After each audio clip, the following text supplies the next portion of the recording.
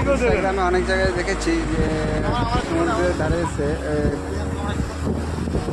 সমুদ্রের কাছে এসে শ্রী রামচন্দ্রের নাম লিখলে তো সেখান পর্যন্ত জল এসে পৌঁছায় না। তো এই পর্যন্ত জল এসছে, ঠিক আছে, এই পর্যন্ত জল এসছে। তো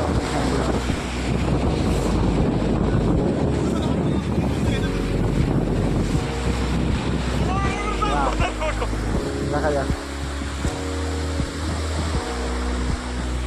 লিখে রেখেছি, দেখি আসছে না। এটা কি সম্ভব? এটা আমি তাই দেখলাম এখন।